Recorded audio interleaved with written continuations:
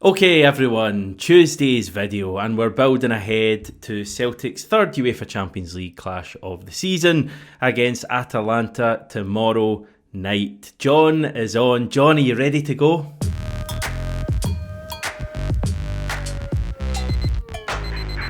I'm ready to go. Yeah, ready to go in the sense that I've got a lot of trepidation about it. But in the sense of Celtic again in the Champions League, looking forward to that.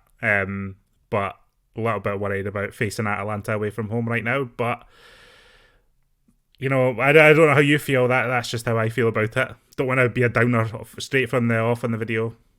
That's all right. It's funny because the last game, Borussia Dortmund, we were all feeling pretty good about ourselves, and some of us were tipping us to even get a positive result from that game, and then that went pretty badly, and you go into your next game, and I've not come across a Celtic fan who actually thinks we will get a result. But all the things that we said prior to the Dortmund game are still true. We still have these players who, if they turn up, could hurt Atalanta, but there's just a different feeling. You might feel better or worse later on because we will be joined by an Atalanta expert to find out more about our opponents, but there's plenty to talk about before then. What were your thoughts on the weekend draw with Aberdeen?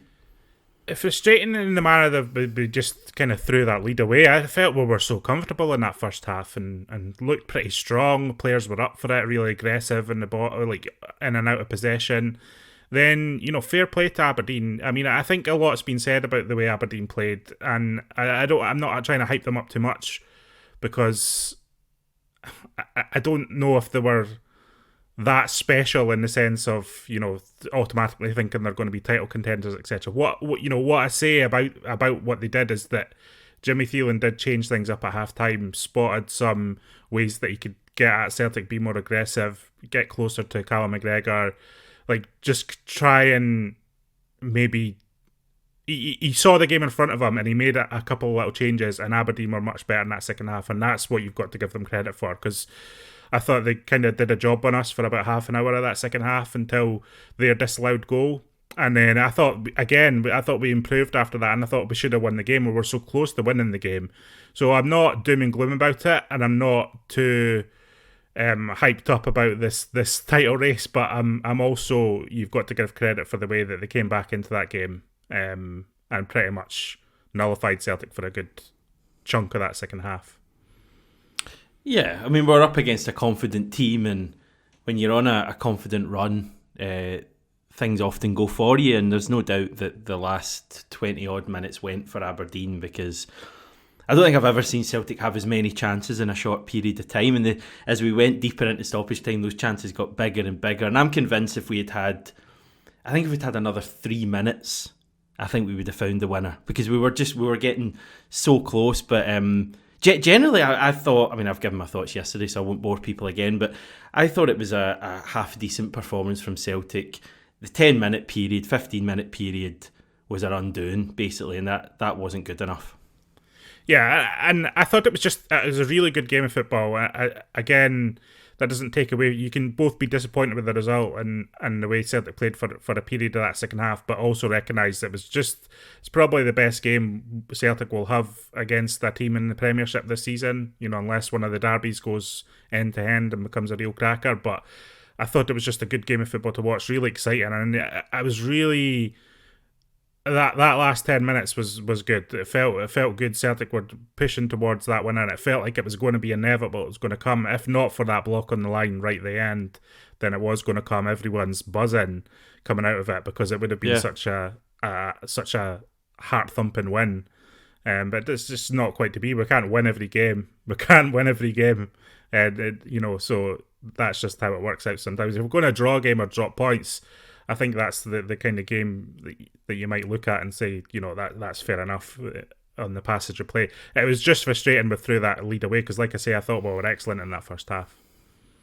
Is there any part of you that's concerned at all? Because the thing I don't keep seeing, but I see occasionally from people, viewers on the channel, is that the Dortmund game has had this adverse effect on the team, and the confidence that we had prior to Dortmund is completely shot. And I guess if you look at the game since Dortmund, we haven't played particularly well, although we've still 1-1 and drawn one and could easily have won that on Saturday. But is it? I feel like it's just a bit of a dip at the moment, probably a natural dip given how we started the season. I do think we'll get back to where we were relatively soon. It's a bit of that. Also, first games after international break, there's always a little bit of weirdness around that as well. So I'm not reading too much into it yet. And again, I'm not expecting too much from Italy either. But this run of games, big run of games, so we'll see how. I think games I think the Hampden game will tell us a lot about where this team are at the moment. Against Aberdeen. Yeah. And there's a lot of games on the horizon that you think will tell us a lot about the team. But I'm not reading too much into how much an impact the Dortmund game had on us, because I think the team are professional enough to realise that was just a bad night. I don't think they're going to let it linger. I don't think Rodgers would let it linger either, and I don't know if we're actually seeing that in our performances. I think that on Saturday it was just a case of Celtic being a good team going up against the other informed team in Scotland, and getting a game, and we didn't manage to win. We should have won that game. And we didn't. And that, so if that performance was poor and Aberdeen deserved to have won that game, or Celtic didn't deserve to get out of that game, I would be different. But I think Celtic should have won that game on Saturday. I think they deserved to win the game on Saturday, and so I'm not too concerned. It sets up, as you say, some pretty big games against Aberdeen, though. Just a fortnight. We go to Hampden against them. Start of December, we go to Pittodrie midweek. Night game at Pittodrie. Even away from ourselves, they play Rangers not this midweek, but next midweek at Pittodrie. So there's some tasty old games coming up. Yeah. I mean, I'm here as a Celtic fan. I'm thinking this from a Celtic perspective. If you're an Aberdeen fan, you're absolutely delighted with the way this season's going, and you're so excited about what's ahead. There's just no getting away from it. So I understand the hype and all the chatter and all the media stuff. That's just how it goes. When a team is unbeaten domestically and they go to Celtic Park, the home of the champions, and they get a draw, showing some real steel of resolve at the end to keep out those efforts from Celtic, then they're going to have a bit about them. They're going to be a bit chippy, and they deserve to be. That's what football is. They've not had this feeling for years. And this is what a new manager who's come in with a clear idea, made some pretty good signings, and has players all singing off the same hymn sheet. This is what football's all about. So I think it's difficult for Celtic in these games coming up, but I think if we play for like we did for the large majority of the match on Saturday, we should beat Aberdeen in both those games. And again, they've still not beaten us in 26 games, so they can't be getting too excited. Is what I'd say. They'll beat us once, the dead rubber game. Are you talking about Brendan Rodgers' record? Yeah. No. Aberdeen haven't beat us in the last, have they? Aberdeen. Oh, okay. Sorry. You're going back. I thought you were talking about Brendan Rodgers' overall record, because they beat us that once. That'd be probably their last win, wouldn't it? That'd be in 2018. Or was it the day when we allowed them to win to get ahead of Rangers? I'm pretty sure they haven't beaten us in their last 26 games against us now. That's mad. I think that's the record. Mad record. Yeah. Okay, what about Sunday?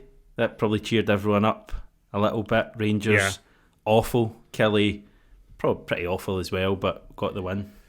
I think Rangers' problem's the creativity problem. They just don't have any. They don't have any creativity in attack. And I've said this on various. I think I've said this privately. I don't think I've said this on the channel or anything. But I've said this privately to you and a few of my pals and that. But they're just they don't have anything about them in attack, regardless of the signings they made.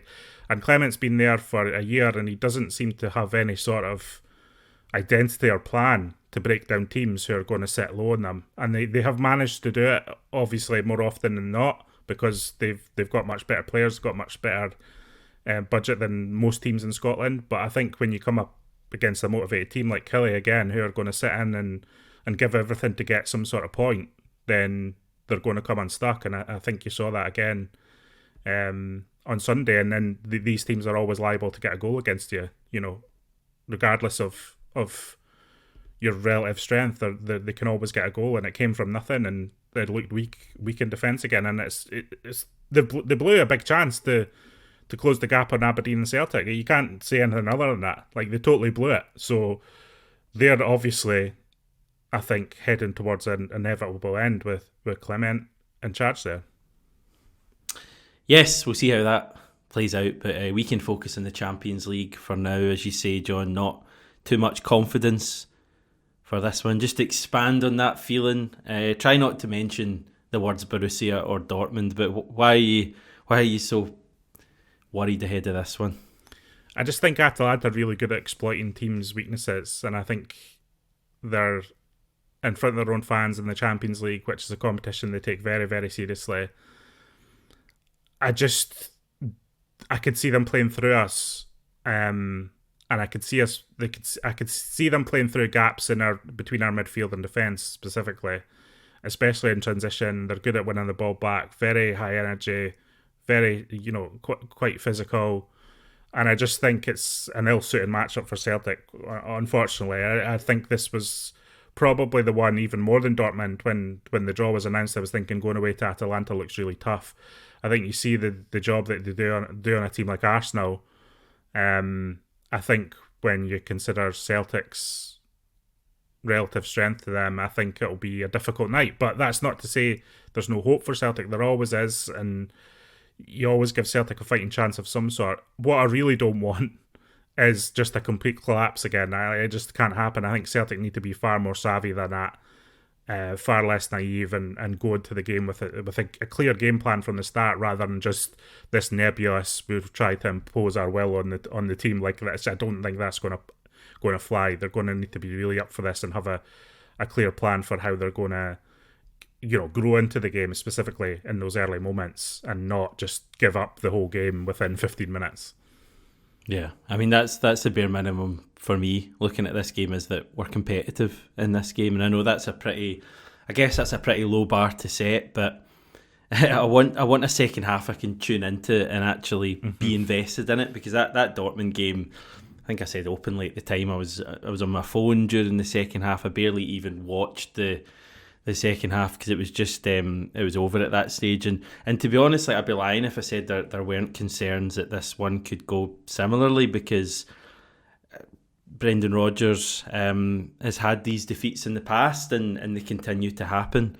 So you do have the fear that, certainly if we go out and play in the same way with this strange all-out pressing game and leaving Callum McGregor so exposed, I think we're going to struggle. I mean, we could probably have a chat. We might need to do this later on. But we can have a chat about the shape and all of that kind of stuff. Personally, and I don't know if it's something we'll see happen. I've got my doubts, but I'll be looking maybe to have like someone next to McGregor, like possibly Arne Engels, and then maybe Rio Hatate in front of them. Rodgers did that in his first spell, didn't he? Because it was McGregor and Brown, so he does have it in his locker. But I don't know. Is Brendan Rodgers going to go and kind of try and prove a point to an extent, and his argument might just be that this can work, that we just need to play far better. We need to keep the ball far more. That's something that hopefully is mentioned as well. I think one of the things Rodgers said after the Dortmund game was that Celtic didn't go there all-out attack and gung-ho, and I think that's true to an extent. I don't think they went into that match with that intention, but I think their natural way of playing just naturally leaves a lot of space. And like you said, with McGregor there and isolated, and it wasn't even like Bernardo was really doing enough to try and get back and sit with McGregor. Like, there was just none of that, and so there was just space either side of McGregor, and players just running off him, players getting played in and running down on the defensive line who are suddenly looking panicky, and that's just the concern again. I want Celtic to be ambitious and have an outball and look to get up the pitch, but it's really important that there's discipline maintained and that they're very wary of where Atalanta are in relation to them, because they just didn't seem to care where the Dortmund players were when they were out of position. And if that happens again against that Atalanta, then there's a real problem. There's a real problem. Yeah. As I said, just at the end there, keeping the ball as well is going to be a big part of it, because we give it away so easily. Yeah, the passing the ball straight to Dortmund in that game, and I know everything they hit went in the back of the net, and that perhaps might not happen in Atalanta. You at least hope that they're not going to score goals that you wouldn't expect to go in on another night. But passing the ball straight to the opponent in Champions League, players who can exploit space, can exploit player positioning, is a recipe for disaster. So you're right, they need to retain possession, they need to be far smarter in possession and look to kind of play it. We've got to be ambitious and guess. I'm not asking Celtic to sit in and sit with a back five and sit in a low block like teams do against us. It's not about that. It's about finding a balance. Like I've said, it's about finding balance. If they don't find balance, then it's going to be another poor night.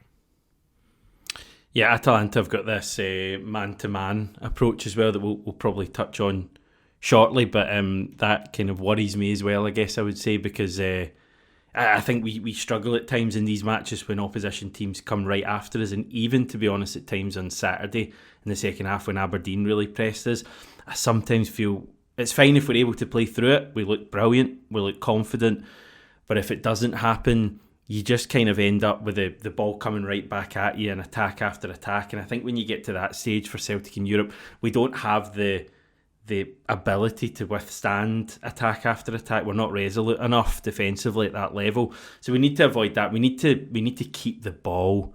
And if they're pressing us, we maybe need to find a way to go around the sides and look for that ball in behind. Because one of the advantages for us, I guess, of them being this man-to-man approach is that if you do, make a run in behind, you can get a lot of joy. Like if Nicholas Kuhn or Maid is able to drop his man, you can get in behind them quite easily. And I do think we have the ability to play quick combinations, quick passes, quick triangles. I do think we have that ability in the team. I just, for whatever reason, that belief and that understanding just definitely wasn't there in Germany. I don't know if it was the occasion. I don't know if it was the arena. I don't know if they were overawed by it. I don't know if it's the way that the game started so chaotically and they just kind of lost it a wee bit. I just really want to see Celtic to grow into this game. I don't want to have that feeling of really chasing the game when you're only 5 or 10 minutes in. And I think that becomes the recipe for disaster. If Celtic can grow into the game, get their foot on the ball, make some nice passes, retain a possession a little bit without sustaining attack after attack so early, then I think there's a chance we do grow into the game and try to make it competitive. But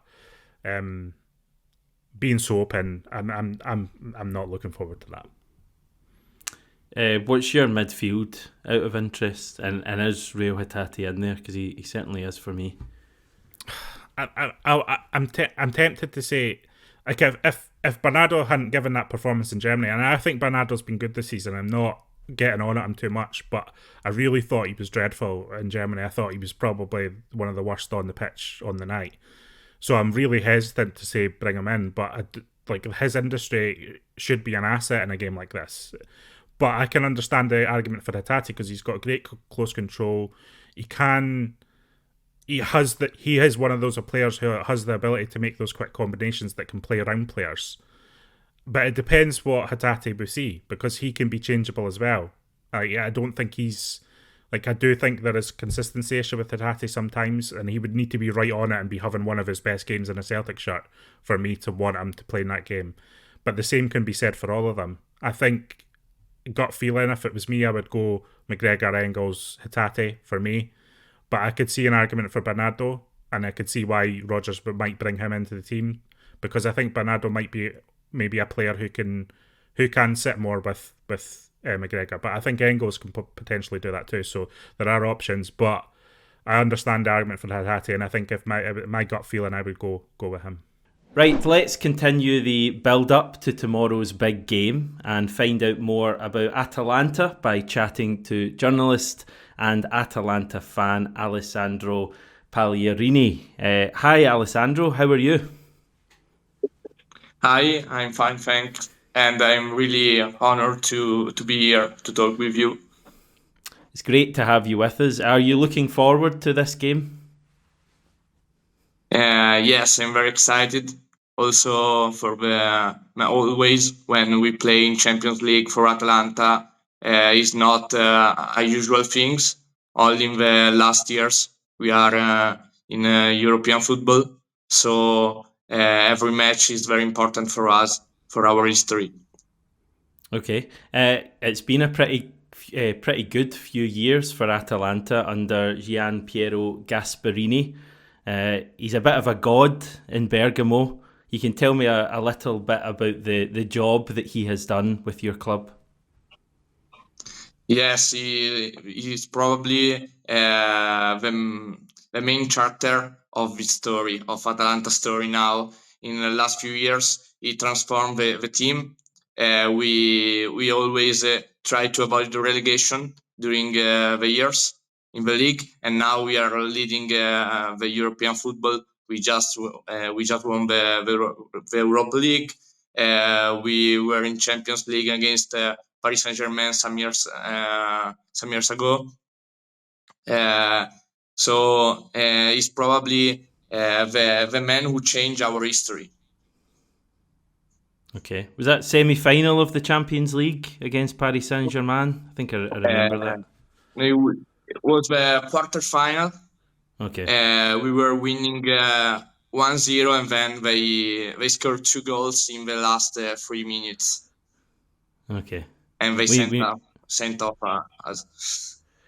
Okay, John, have you seen much of Atalanta? They drew with Arsenal 0-0, and then they beat Shakhtar Donetsk 3-0 in Gelsenkirchen, just down the road from Dortmund, of course. And it was about as one-sided a match as ours one in Dortmund. They scored 3 goals, hit the woodwork twice, and should have won about 7-0. Yeah, I actually watched that Arsenal game, and I was very impressed with Atalanta and the job they managed to do on Arteta's team. I think I think they had enough in that game to win that one, and I'm very impressed with the way they take the Champions League so seriously, very seriously, and they're not a team who takes their position in Europe for granted, as really just been said. And I think that makes them an even more dangerous opponent. Because they're not going to go into this game half baked. Like you said, it's these are historic nights for them, as they are for Celtic. And so, I think when you have a team who are effective tactically and confident and playing good football, allied with that expectation of these are our biggest games of the season, I think that's what makes Atalanta such a dangerous opponent for teams, especially visiting them in Italy. Yeah, I agree. You're 11th at the moment, Alessandro, in the Champions League. What would the target be for Atalanta? Would it be a top 8 finish or top 24? Top 8 is, I think, more a dream, but we can try. Okay, you understand? Yeah. I was looking at some of the fixtures, and you've got a few winnable games. Obviously, Celtic, Atalanta will view that as a match they can win. I think Young Boys as well, but you've also got Real Madrid to play and Barcelona Real Madrid, as well. Barcelona, yes, they are the 2 most difficult match, I think. Yeah. Like Arsenal, but with Arsenal we play very well. So I can wait to play also against Real Madrid, because we play some years ago in Champions League. We play the Super Cup, European Super Cup, and against Barcelona is the first time in our history. Very good. So who are the key players for Atalanta, the best players that Celtic will need to look out for? Yeah, of course, Ademola Lookman, the hero of Dublin, of the final of Europa League, is probably our great talent. And we don't have Scamacca, who is injured, but we have Retegui, who has scored 8 goals in 8 matches in Serie A. So he's in form. Also with Italy national team, he scored 2 goals in 2 games. He's in form. So we have a really good potential with our players, with our strikers. and probably also Ederson, because I think he's a player who is very underrated. But in my opinion, he could play. He could play also in the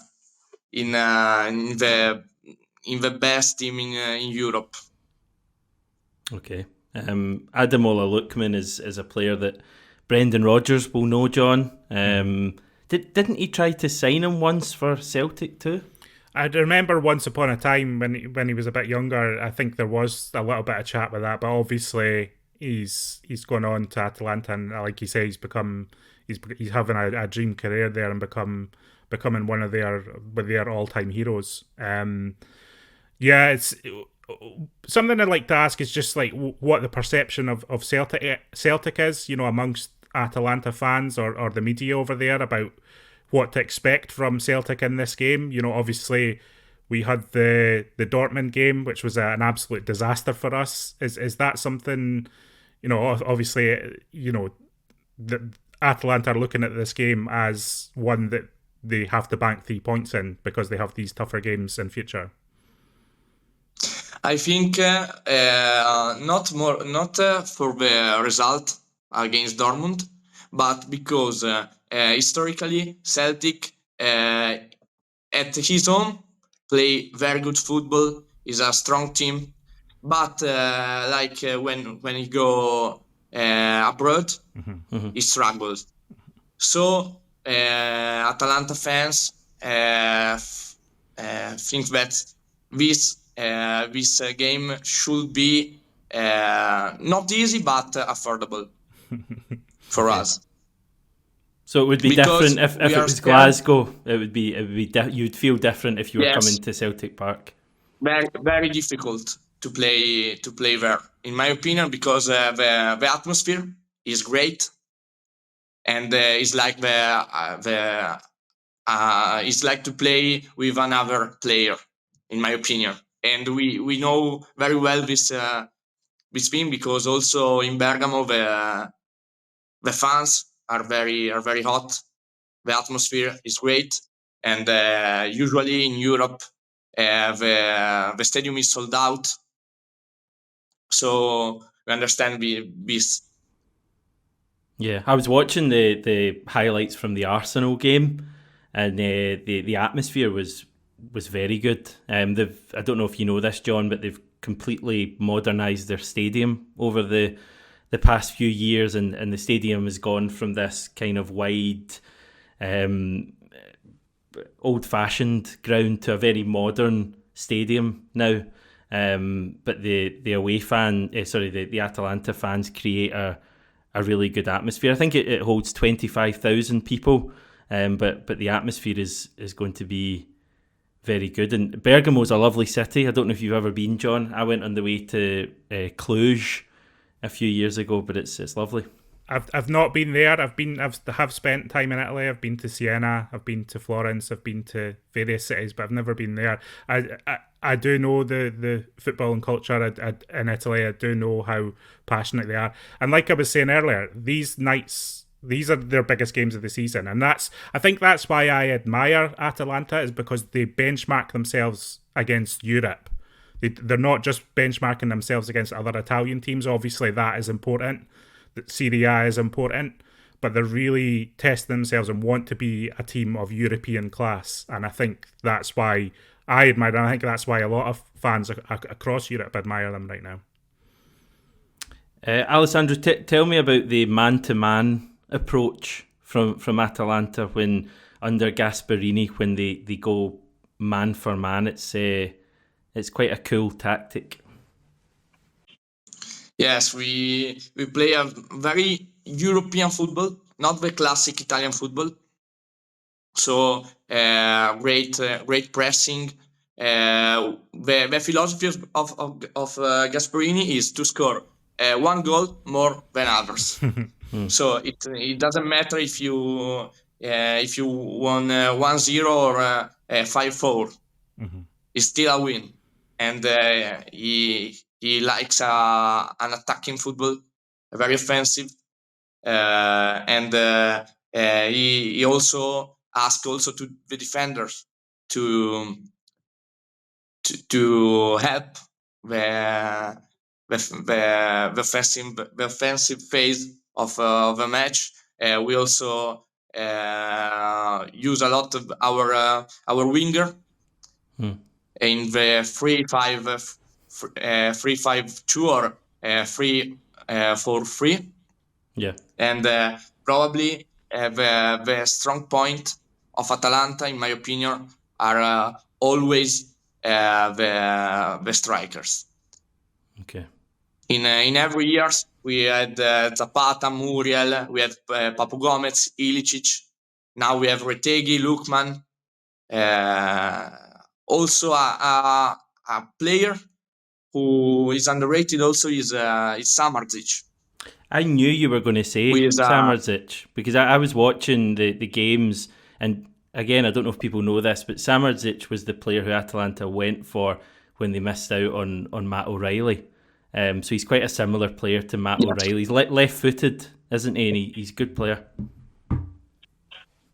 He was probably the man of the match against Shakhtar. Yeah. He achieved the same number of successful dribbling like Messi. So in Champions League. So probably is a great talent. He's only 21 or 22. Okay. And he is a great talent. He was in Udinese before. He grew up in Germany, but he's a great talent who will shine in the next years, in my opinion, in the European football. Okay. Yeah, from the highlights I watched, he looked very good. To have a look at this, John. Yeah. It's just that's from their Europa League final against Leverkusen, the man-to-man pressing. As we said earlier, that concerns me, knowing how Celtic can be in Europe. Yeah, it concerns me because of just how slack we can be away in Europe. You know, just a misplaced pass just looks like an absolute disaster against something like that. And they're so quick in transition and can turn it into a dangerous situation for the opponent so quickly, you know. And I guess that's what a lot of managers always communicate. If you put the defensive effort in, you can really get at a team in an attacking sense. That's really the philosophy around a pressing approach like that. It's all about effort to unlock attacking opportunity in the end. Not unlike, you know, we've seen it at Celtic, you know, even under Rodgers to an extent, but obviously under Ange Postecoglou as well. Bringing that kind of chaos, that kind of pressing, that kind of effort and industry into a match opens up space and can be a big problem. Yeah. Are you going to the game, Alessandro? Yes, I will follow the game for my journal. So I will do the live for that, and then I probably go tomorrow to the press conference, also for Celtic, not only for Atalanta. And I will I'm really curious to listen what your coach will say about us, because a lot of time some coach didn't know Atalanta. I remember once when one player of Olympique Lyon said, "I don't know Atalanta, I don't know Bergamo," and then we won that match, and our player show our badge after scoring. But now I think after winning the Europa League, all know Atalanta. Atalanta now is a reality, not just a one season wonder, I think. I totally agree. In terms of what Celtic need to show in this match, and like you say, you know, the perception of Atalanta has definitely shifted over the years. I can say from a Celtic's perspective, from our perspective as fans, we totally know the danger that Atalanta hold, and I'm pretty sure Brendan Rodgers will be very complimentary about Atalanta in a press conference, because I think he understands the danger that holds. When the draw was announced, I was looking at this game probably even more than the Dortmund game as our hardest game of our run of fixtures. You know, obviously we're playing Aston Villa away from home as well, who are looking really strong at the moment. But there's just something about Atalanta and the way that they go about their business, and the way they're so unified on a strategy. They're so unified in what this means to them. And I think, like you just alluded to, I think they still feel like they've got a point to prove almost. Like they're not finished. They've got unfinished business in Europe. They've got a point to prove at this level to show that they are as good as all these, the super rich and super elite teams across the continent. Okay, I can't say I'm feeling too confident. So thank you, Alessandro, for making me very worried about this game. But you never know, Celtic might surprise us, John. Alessandro, thank you so much for coming on and chatting, and enjoy the game, hopefully not too much. Thank you. Enjoy the match. Right, we'll go now, everyone. Thanks for watching this video. Much appreciated. Thanks, Alessandro. Thanks, John, for your time. And remember to subscribe. We're going for 11,000. And also, if you're able to catch the videos as a podcast, just search for Celtic AM on your chosen podcast app. Okay, chat to you tomorrow, everyone.